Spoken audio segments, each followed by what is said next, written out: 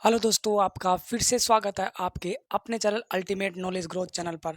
देखिए, चैप्टर अपना फर्स्ट पूरा हो गया था। चैप्टर संख्या पद्धति अपना चैप्टर पूरा हो गया था। सेकंड चैप्टर है पूर्ण संख्याओं पर आधारित चार आधारभूत संक्रियाएं। देखो, पूर्ण संख्या कौन सी होती है? सबसे पहले चैप्टर को समझिए। चैप्टर क्या कहना चाह रहा है? पूर्ण संख्याओं यानी पूर्ण संख्या ऐसी संख्याएं जो जीरो से स्टार्ट और कहां तक जाए? अनंत तक। मैंने फर्स्ट चैप्टर के बेसिक कॉन्सेप्ट में करवाया था आपको। 0, 1, 2, 3, 4, 5, 6 कहाँ तक जाएं? अनंत तक जाएं। वो क्या होती है? आपकी पूर्ण संख्याएं। पूर्ण संख्याओं पर आधारित चार आधारभूत संक्रियाएं। आधारभूत संक्रिया कौन सी? संक्रिया का मतलब ऑपरेशन, यानी प्लस, माइनस, मल्टीप्लाई और डिवाइड। ये आपकी चार आधारभूत संक्रियाएं हैं, यानी बेसिक ऑपरेशन है।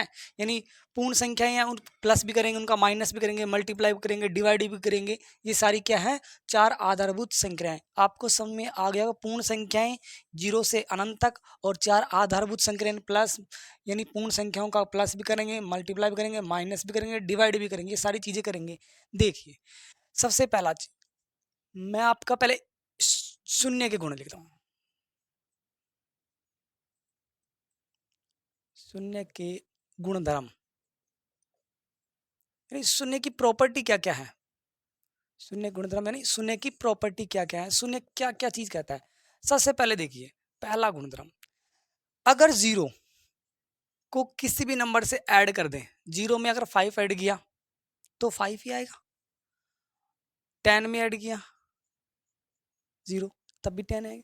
यानी जीरो को किसी भी नंबर में ऐड कर दिया जाए, कोई फर्क नहीं पड़ेगा उस नंबर पे। और देखिए, और गुणधर्म, दूसरा गुणधर्म, यानी चार आधारभूत संक्रियाएं बता रहा हूं। पहली आधारभूत संक्रिया कर दी, प्लस कर दिया, माइनस करूंगा, मल्टीप्लाई करूंगा, डिवाइड करूंगा, ये चारों चीजें करूंगा शून्य पर। ये गुणधर्म यही चीज है। अगर 5 में से जीरो घटा दें तो भी आपका आंसर 5 आएगा, और 10 में अगर जीरो घटा दे तो भी आपका आंसर 10 आएगा।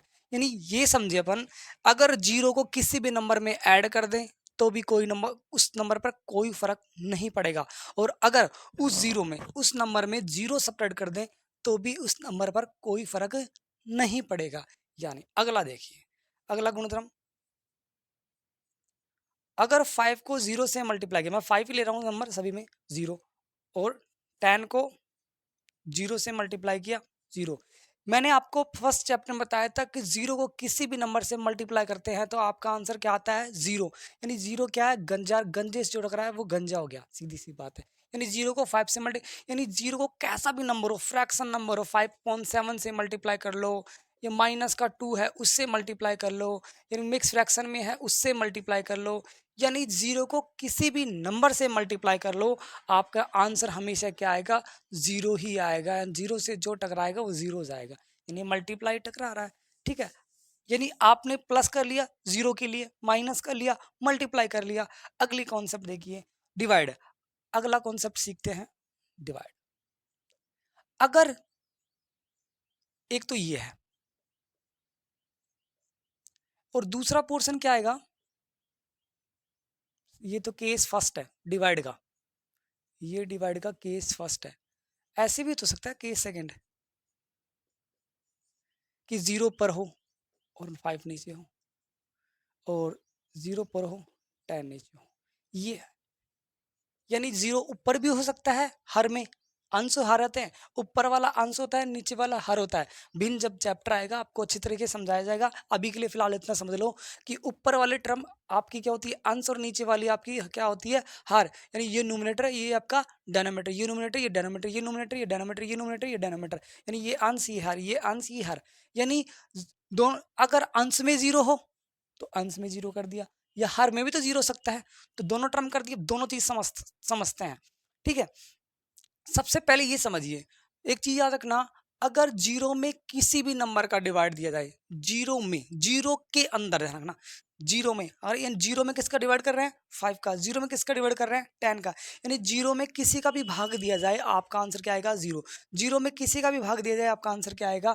जीरो। लेकिन अगर जीरो का किसी संख्या में भाग दिया जाए, जीरो का किसी संख्या में भाग दिया जाए तो वो क्या होगा? अपरिभाषित, अनडिफाइंड, अपरिभाषित। वो क्या होगा? अपरिभाषित। ये क्या होगा? अपरिभाषित। अब सर आप कहोगे सर ये आया कहां से? सबसे इंपॉर्टेंट चीज, अपरिभाषित प्रूव करो कि अपरिभाषित होगा। देखो, मैं 5 में 0 का डिवाइड करता हूँ। 0 की टेबल एक बार बोलेंगे तो भी 0 आएगा, 2 बार बोलेंगे तो भी 0 आएगा, 3 बार बोलेंगे तो भी 0 आएगा, 4 बार बोलेंगे तो भी 0 आएगा, 5 बार बोलेंगे तो भी 0 आएगा। 0 है टेबल, तो नहीं 0 की टेबल एक बार बोली 0, ठीक है 5। फिर 0 की टेबल 2 बार बोल दी तो भी 0, 0 की टेबल 3 बार बोल दी तो भी 0, 0 की टेबल 4 बार बोल दी तो भी 0, 0 की टेबल 5 बार बोल दी तो भी 0। यानी ये तो 5 बचता ही रहेगा ना, आगे चलता रहेगा। ये कहाँ तक जाएगा? अनंत तक। कहाँ तक जाएगा? अनंत तक। यानी 1 भी है इसका आंसर, 2 भी है, 3 भी है, 4 भी है, 5 भी है, 6 भी है। यानी कहाँ तक है इसका आंसर? है अनंत तक है। यानी परिभाषित नहीं कर पा रहे इसे, कि परिभाषित नहीं कर पा रहे कि इसका एक आंसर है, इसका 2 है, इसका 3 है, या इसका 4 है, या इसका आंसर 5 है, या इसका 6 है। क्या है इसका आंसर? 10 है, 20 है, 30 है। परिभाषित नहीं कर पा रहे, सभी आंसर है, यानी इसको क्या बोलेंगे? अपरिभाषित। इसी तरह अगला देखिए 10। जैसे 10 में भाग देता हूं मैं 0 का, तो 0 एक बार बोला तो भी 0 आया, बचा 10। 2 बार बोला तो भी 0 आया, 0 की टेबल बोल रहे हैं। 3 बार बोला तो भी 0 आया, 4 बार बोला तो भी 0 आया। यानी ये चलता ही रहेगा आगे, ये डैश डैश ये आगे चलता रहेगा। ये कहाँ तक जाएगा? अनंत।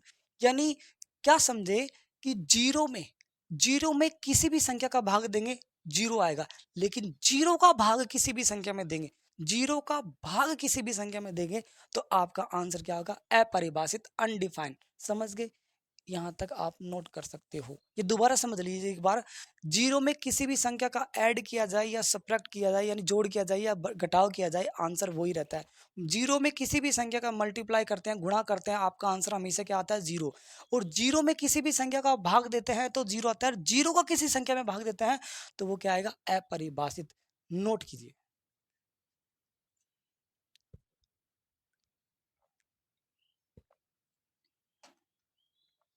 स्क्रीनशॉट ले लिया होगा आपने। अगला देखिए, शून्य के गुणधर्म के बाद मैं करता हूं आपका एक का गुणधर्म।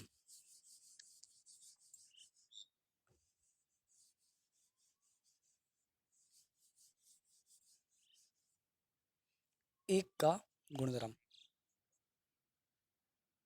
एक,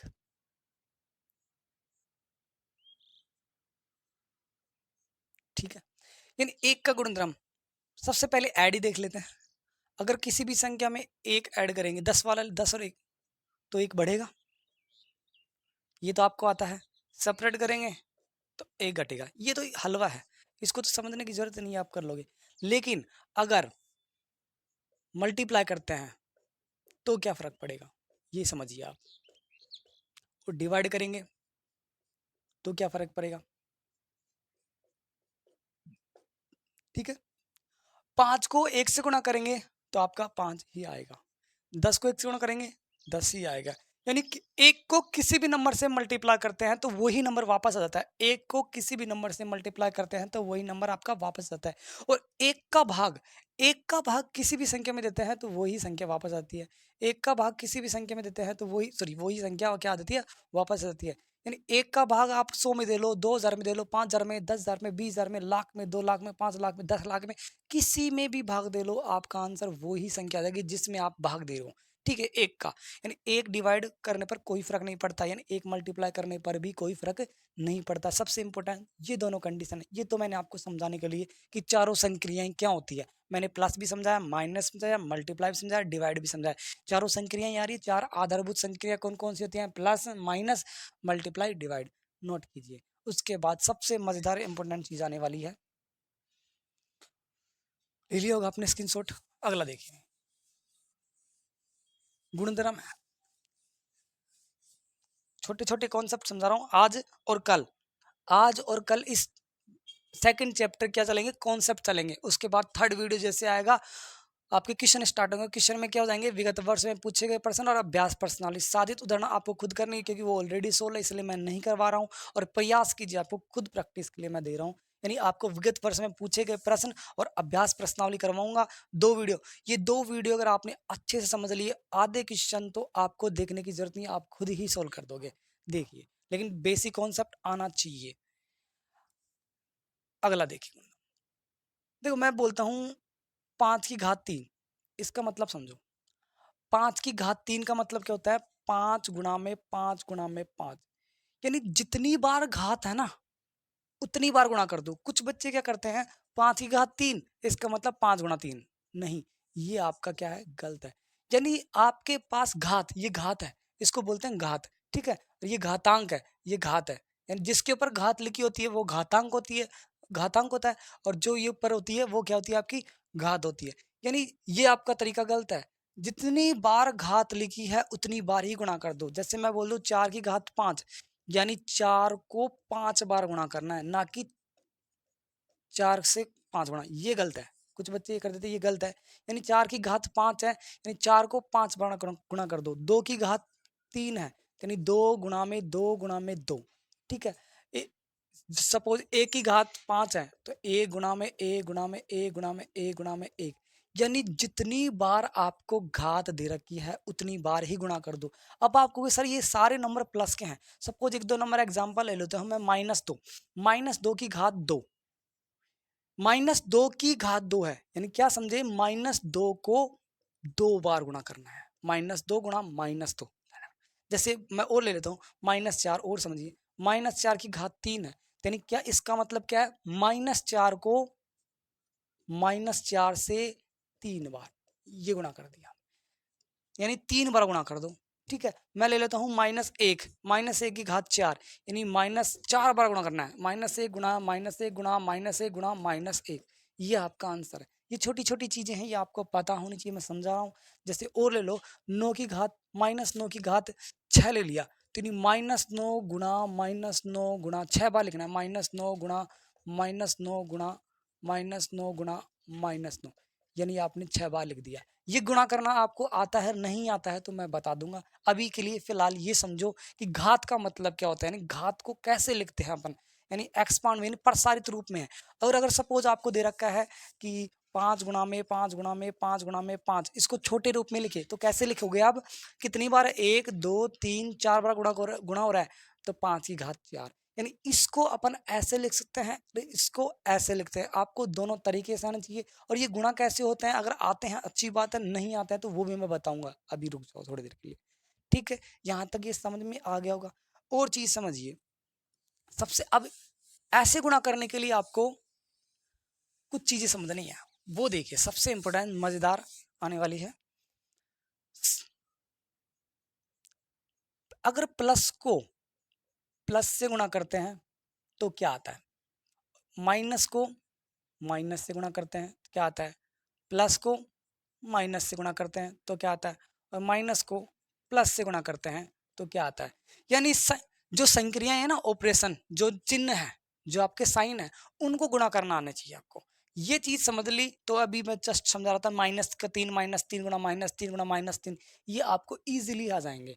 देखिए, प्लस को प्लस से गुणा करते हैं तो आपका हमेशा आता है प्लस, माइनस को माइनस से गुणा करते हैं तो आपका आता है प्लस, प्लस को माइनस से गुणा करते हैं तो माइनस, और माइनस को प्लस से गुणा करते हैं तो माइनस। एक चीज नोटिस कीजिए, कॉमन चीज, समान चिन्हों को गुणा करने पर आपका हमेशा क्या आएगा, प्लस। ये समान है, दोनों समान चिन्ह है, दोनों समान चिन्हों गुणा किया प्लस, दोनों समान चिन्हों गुणा किया प्लस।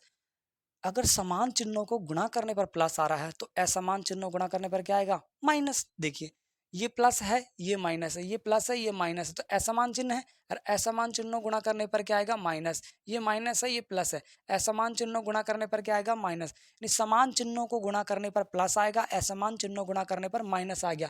ये समान चिन्हों गुणा करने पर प्लस आया, असमान चिन्हों गुणा करने पर क्या आया, माइनस आया। ये अगर आपको आता है तो आप अभी जस्ट मैं जो समझा था, -3 गुणा -3 गुणा माइनस, यानी आप चिन्हों गुणा कर सकते हो और संख्याओं को भी गुणा कर सकते हो। ये चीज नोट कीजिए।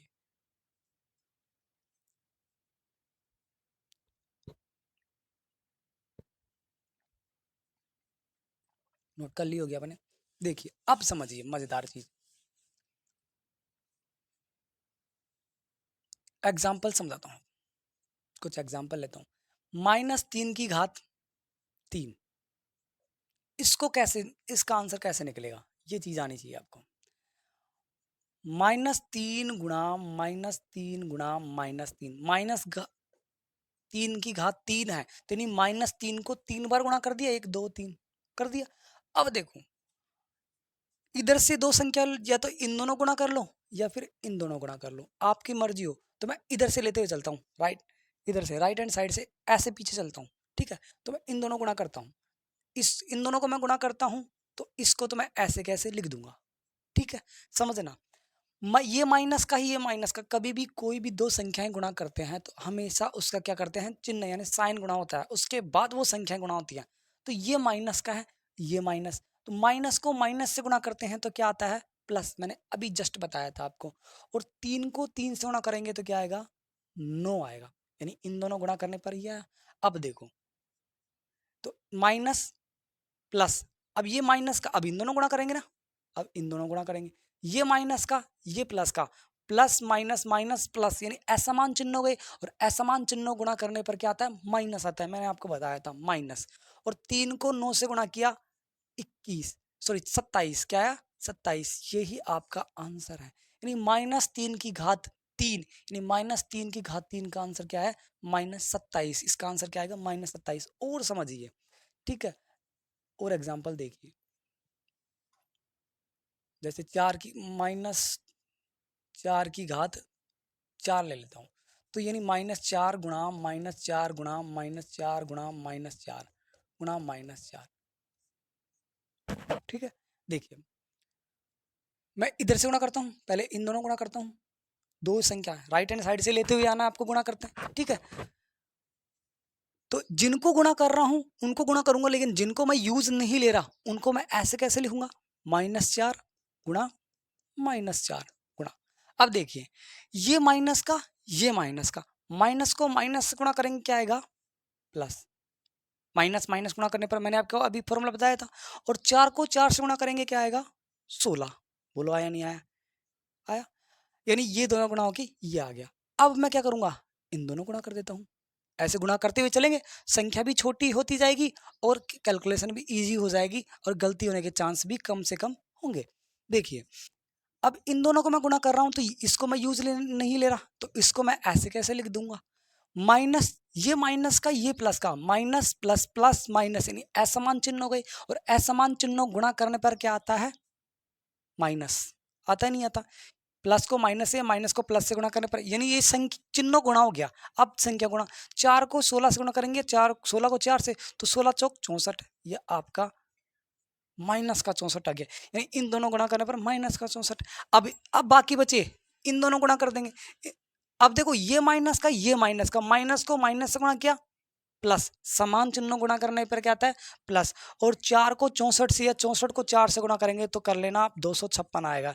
यानी -4 की घात 4 का आंसर होता है प्लस का 256।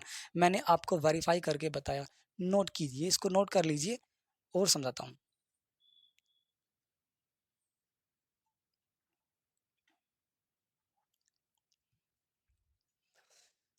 और देखिए,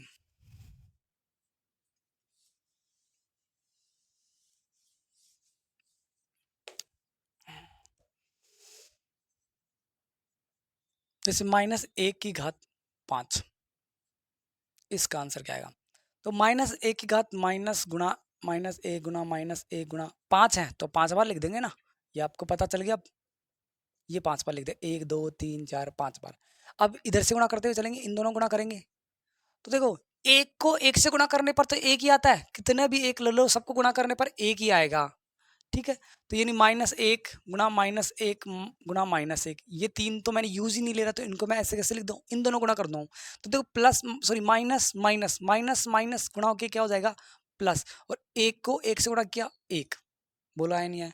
अब इन दोनों गुणा करता हूं मैं, इन दोनों को मैं ऐसे कैसे रख लूंगा, ठीक है। ये माइनस का, ये प्लस का, तो प्लस माइनस माइनस, असमान चिन्हों गुणा करने पर क्या आता है, माइनस। मैंने अभी जस्ट बताया था, तो माइनस। और एक को एक से गुणा करेंगे तो एक आएगा। अब मैं वापस इन दोनों गुणा कर देता हूँ, इन दोनों गुणा करने पर माइनस का 1, माइनस को माइनस से गुणा करेंगे, प्लस। और एक को एक से गुणा करेंगे, एक। समान चिन्ह ना, माइनस माइनस, अभी मैंने बताया था, ये आ गया। अब ये माइनस का, ये प्लस का, माइनस को प्लस यानी असमान चिन्हों गुणा करना है तो माइनस, और एक को एक से गुणा किया, एक। ये आपका आंसर आ गया, ये आपका क्या आया, आंसर आया। अच्छा, और देखिए, -1 की घात 4, इसका क्या आएगा, -1 गुणा -1 गुणा -1 गुणा -1, 4 बार लिख दिया। अब आपको इतना तो पता है कि सभी एक है, यानी आंसर तो एक आएगा, लेकिन ये पता नहीं है कि आंसर प्लस का आएगा माइनस का आएगा। मैं आपको डायरेक्ट ही बताऊंगा, इसका प्लस इसका माइनस का है, इसका आंसर प्लस का आएगा। अब ये देखते ही पता कैसे लगेगा, एक चीज कॉन्सेप्ट मैं आपको पकड़वाऊंगा। सबसे पहले समझिए आया कैसे प्लस का एक, इन दोनों गुना करेंगे तो माइनस का एक गुणा में माइनस का एक, माइनस माइनस प्लस, और एक को एक से गुणा किया एक। इसी तरह माइनस, इन दोनों गुणा करेंगे, ये माइनस का ये प्लस का, माइनस प्लस माइनस, और एक को एक से गुणा किया एक। ये माइनस का ये माइनस का, माइनस से माइनस मल्टीप्लाई हुआ प्लस, और एक को एक से गुणा किया एक, ये आपका प्लस का एक आया। अब एक चीज मैंने आपको बताया था, देखो सबसे पहले ये नोट करो, फिर समझाऊंगा आपको कि देखते ही आंसर कैसा पता चलेगा कि इसका आंसर माइनस का आएगा, इसका आंसर प्लस का आएगा। नोट कीजिए,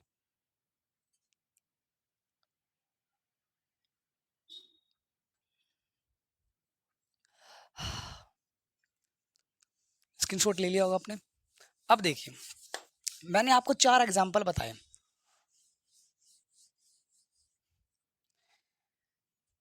पहला एग्जाम्पल -3 था, उसका आंसर माइनस का 27 आया। दूसरा एग्जाम्पल 4 था, या 4 था, उसका आंसर क्या है प्लस का 256। ठीक है, -1 मैंने आपको क्या करवाया 5 करवाया, तो इसका आंसर -1, और -1 मैंने आपको 4 करवाया, तो इसका आंसर क्या आया +1। एक चीज नोटिस करो, अगर घात आपकी सम संख्या में है तो आपका आंसर प्लस में आएगा। घात 4 और 4 ये दोनों सम संख्या में है, दोनों 4 है। अब आपको सर ये तो 4 4 है दोनों, अगर -1 ले लूं तो -1 गुणा -1, 2 बार लिख दिया, माइनस को माइनस से गुणा किया प्लस, और एक को एक से गुणा किया एक, तभी प्लस है। यानी घात सम संख्या में है, अगर किसी भी संख्या की माइनस वाली संख्या की घात सम संख्या में है तो उसका आंसर प्लस में आएगा। और किसी भी संख्या, देखो ये माइनस का 5 है, ये सॉरी 5 है, ये 3 है, ये 5 और 3 क्या है विषम संख्या है, और विषम संख्या है घात में, तो आंसर किस में आ रहा है माइनस में। यानी क्या आएगा वो तो मल्टीप्लाई पे डिपेंड करेगा, लेकिन अगर आपकी घातें सम संख्या में है तो यानी आपका आंसर क्या आएगा हमेशा प्लस में आएगा, और आपकी घातें माइनस में है तो आपका आंसर किस में आएगा माइनस में आएगा। यानी क्या समझे, फॉर्मूला बन गया आपका, फॉर्मूला बन गए 2। मैं इन्हीं 2 फॉर्मूलों को समझाने के लिए ये मल्टीप्लाई भी सिखा रहा था और प्लस माइनस का खेल भी सिखा रहा था आपको। तो -1 अगर मैं सम संख्या लिखूं, -1 अगर मैं सम संख्या लिखूं तो इसका आंसर हमेशा प्लस का 1 आएगा। एक है, एक को कितनी बार भी मल्टीप्लाई कर दो एक ही आएगा, ये तो आपको पता है, लेकिन बस सारा खेल किसका है प्लस और माइनस का। अगर सम संख्या आ गई तो आपका आंसर प्लस का 1 आएगा, और अगर -1 अगर विषम आ गया, विषम संख्या आ गई, तो यानी आपका आंसर क्या आएगा माइनस का 1 आएगा। ये चीज आपको पता होनी चाहिए थी, इन्हीं को बताने के लिए मैं आपको समझा रहा था। अगर -1 क्या है 6 है, -1 का क्या मतलब इसका है सम है, ये सम है 6 सम है, तो यानी इसका आंसर प्लस आएगा। -1 क्या है 99 है, 99 है, तो सम है या विषम है, ये 99 विषम है। अब आपको ये तो पता है एक आएगा, इसका -1 को 99 बार गुणा कर दो, तो एक को कितनी बार गुणा कर दो एक आएगा, लेकिन सारा खेल किसका है प्लस का या माइनस का, यानी माइनस का आएगा प्लस का आएगा। ये देख लो आप 99, तो आपको 99 बार गुणा करने की जरूरत नहीं है, आप ये देखो सम है या विषम है, ये विषम है, विषम है तो आपका आंसर क्या आएगा माइनस का। और अगर सपोज ये 100 होता तो ये सम हो गई, तो किसका आंसर आता प्लस में। और भी देखो, जैसे -1 मैं लिख दूं 15,406, तो देखो ये सम है या विषम है, इकाई अंक 6, जिस संख्या का इकाई अंक 0 2 4 6 8 होता है वो सम संख्या होती है, तो 6 है तो इसका आंसर क्या आएगा प्लस का आएगा। अगर मैं -1 9 9 9 4 7, जिसका इकाई अंक 1 3 5 7 9 हो वो क्या होती है विषम संख्या होती है, और 7 आ रहा है नहीं आ रहा, तो इसका आंसर क्या आएगा माइनस का 1 आएगा। यानी आपको घात ये पता लगानी कि सम संख्या है या विषम संख्या, आपका आंसर आपके सामने आ जाएगा -1 के फॉर्म में। समझ में आया, ये नोट कीजिए, ये फॉर्मूला इंपॉर्टेंट है, ये क्वेश्चन में भी यूज आएंगे।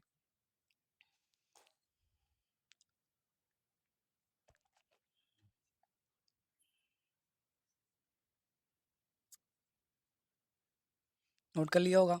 अब देखिए ये कॉन्सेप्ट हो गए, अगला और कॉन्सेप्ट,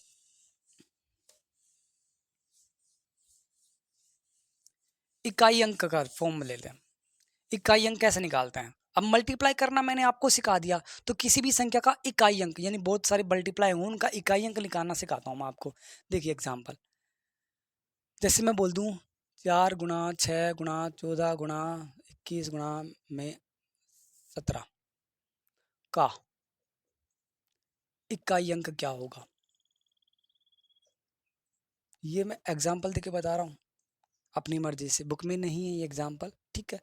यानी इन संख्याओं का मल्टीप्लाई कर, इकाई अंक आपको पता होगा, नहीं पता है तो देखिए, जैसे ये संख्या है, ये संख्या है, तो इसमें इकाई अंक कौन सा है, जैसे मैं 7 ले लेता हूँ इसको, इसमें इकाई अंक कौन सा है, ये है इकाई अंक, राइट हैंड साइड से स्टार्ट, इकाई, दहाई, सैकड़ा, हजार, 10,000, लाख, ऐसे आता है, 10 लाख, करोड़, 10 करोड़, अरब, ऐसे चलता है, ठीक है। तो ये इकाई अंक है, ये दहाई अंक है। तो ये पूछ रहा है कि इन सब का मल्टीप्लाई करने पर ये स्टार्टिंग वाला अंक क्या आएगा। अब किसी के पास इतना टाइम नहीं है, कितना बड़ा मल्टीप्लाई किया जाए, जैसे मैं और बड़ी संख्या कर देता हूँ, ये 14 है, ये 16 है, इसको ऐसे कर देता हूँ, किस पूरे को मल्टीप्लाई करें और फिर पता लगाएं, तो ये तो बहुत लंबा हो जाएगा, टाइम टाइम टेकन क्वेश्चन हो जाएगा, टाइम बहुत ज़्यादा वेस्ट होगा। इसलिए इसकी ट्रिक बता रहा हूँ मैं, जल्दी से जल्दी पता करेंगे। ये देखो सबका इकाई अंक छांट लो, एक ये इकाई अंक उठा लो सबका, इन 14 का इकाई अंक 4 है, 16 का 6 है, 14 का 4 है, 21 का 1 है और 17 का 7 है। अब इन इकाई अंक है ना, इनको गुणा कर दो, देखो इसको इससे गुणा किया, 1 को 7 से 7 आया, अब जो 7 आया ना उस 7 को 4 गुणा कर दो, इसको इससे। पहला क्वेश्चन समझा रहा हूँ, थोड़ा सा कम समय आएगा, इसी के बाद जस्ट दूसरा क्वेश्चन समझाऊंगा, आपके पूरी तरह समय आएगा। देखिए 4 को 7 से गुणा किया, 28, 28 आया। अब 28 का इकाई अंक उठा लो, 4 को 7 से गुणा किया, 28 आया, 28 का इकाई अंक उठा लो, और 28 को किससे गुणा, 8 को इकाई अंक 8 उठा लिया, 8 को किससे गुणा करेंगे, अब 6 से, 8 को 6 से गुणा करेंगे तो 48, अब 48 का भी 8 उठा लो, तो 8 को 4 से गुणा करेंगे तो कितना आएगा, 8 चौक 32, और 32 का क्या है 2, यानी ये आपका इकाई अंक क्या आएगा 2। आपको पूरा मल्टीप्लाई कर लेना, इकाई अंक 2 ही आएगा, आपका ये ही आंसर है, नोट कीजिए। और देखिए अभी और समझा रहा हूँ। अब अगला क्वेश्चन बहुत अच्छे तरीके से में आएगा, 247 गुणा में 121 गुणा में 135 गुणा में 35 नहीं लेता हूँ, 5 जाएगा सबका इकाई अंक, ये तो 243, ये है का इकाई अंक क्या होगा। अब ये बड़ी संख्या है, इतनी बड़ी संख्या का इकाई अंक कैसे निकालना होता है, तो सबसे पहले क्या करना है, सबके इकाई अंक उठा लो, सबके इकाई अंक क्या कर लो, उठा लो। तो देखो इसको इससे गुणा किया, कितना आया 6, 2 को 6 3 से गुणा किया, इकाई अंक उठा लो और उनका गुणा कर दो, पूरी संख्या गुणा करने की आपको जरूरत नहीं है। तो 2 को 3 से गुणा किया 6, अब 6 को 1 से गुणा कर दो, 6 को 1 से गुणा करेंगे तो क्या आएगा वापस 6, और 6 को 7 से गुणा कर दो, 6 को 7 से गुणा कर दो तो कितना आएगा, 7 6 42, और 42 का इकाई अंक क्या है 2, यानी आपका यहाँ पर भी इकाई अंक क्या आएगा 2 आएगा, यहाँ पर भी आपका इकाई अंक क्या आएगा 2 आएगा। नोट कीजिए, इनकी प्रैक्टिस करना घर पे दोबारा से बिन देखे हुए, यानी ये मैंने आपको करवा दिए, इन्हीं क्वेश्चनों को आप बिना देखे सोल्व करने की कोशिश करना, आपको इजीली समझ आ जाएंगे। नोट कीजिए, और भी एग्जाम्पल करवाना, इकाई अंक यानी किसी भी संख्या का इकाई अंक आप इजीली निकाल सकते हो, कितना बड़ा मल्टीप्लाई क्यों ना हो। स्क्रीनशॉट ले लिया होगा, अगला देखिए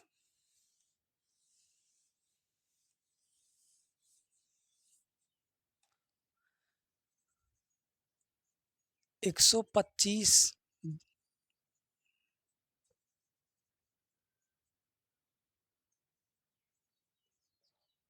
इस संख्या का क्या निकालना है आपको, इकाई अंक निकालना है, इस संख्या का क्या करना है, इन पूरे मल्टीप्लाई का इकाई अंक, तो सबका इकाई अंक उठा लो, 7 3 1 5, और ध्यान रखना एक आपको इंटरेस्टिंग चीज बता रहा हूँ, कोई भी ऐसी चीज आ जाए 0 बन जाए या 5 जाए, आपका इकाई अंक या तो 0 बन जाए तो 0 होगा, 5 बन जाए तो 5 होगा, यहाँ पर आपको 5 दिख रहा है, इकाई अंक आपका क्या है 5 ही है।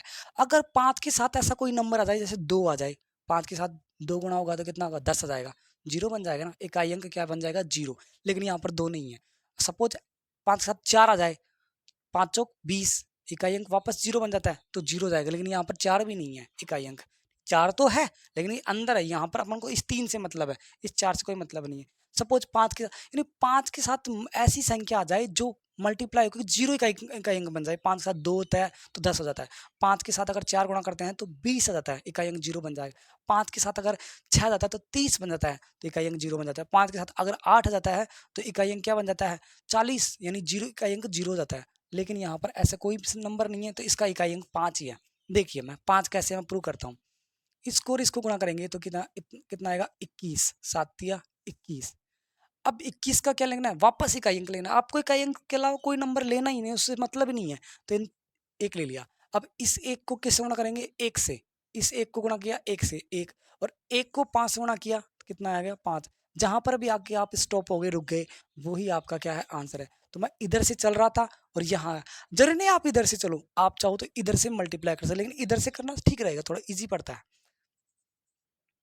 जैसे ओ ले लेता हूँ 125। अब ऐसा ले लेता हूँ कि इकाई अंक 0 आ जाए, 213, 132, 145। देखो इकाई अंक 5, 3, 2, 5, इनको और इनको गुणा किया, 10 आया, 2 पंजू 10। अब इकाई अंक 0 आएगा। अब चाहे कोई सा भी नंबर ले लो, 0 ही आपका इकाई अंक आएगा। तो देखो 0 को 3 से गुणा करेंगे, 0, क्योंकि 0 किसी भी नंबर से मल्टीप्लाई होता है तो क्या आता है, 0 आता है। अब वापस 0 को 5 से गुणा करेंगे तो क्या आएगा, 0। यानी क्या समझे, अगर 0 आ जाता है कहीं पर भी तो फिर आपको चेक करने की जरूरत नहीं है, इकाई अंक क्या आएगा, 0 ही आएगा। वो अगर 5 आ गया और फिर 2, 4, 6, 8 ऐसी संख्याएं नहीं है तो इकाई अंक क्या आएगा, 5। और फिर भी अगर आपको कंफ्यूज होता है तो सिंपल तरीका तो बताए रखा है ना पूरा निकालने का, वो तो आप निकाल ही सकते हो। नोट कीजिए, यानी आपको इकाई अंक निकालना मैंने आपको सिखा दिया, नोट कीजिए। अगले कॉन्सेप्ट पर चलते हैं।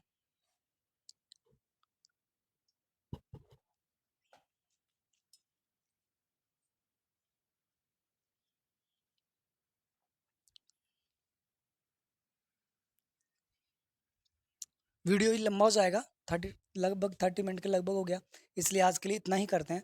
कल फिर मिलेंगे। अगर ये आपको वीडियो अच्छा लगा हो तो इसे लाइक कीजिए, सब्सक्राइब कीजिए और ज़्यादा से ज़्यादा लोगों को फैलाइए। Thank you.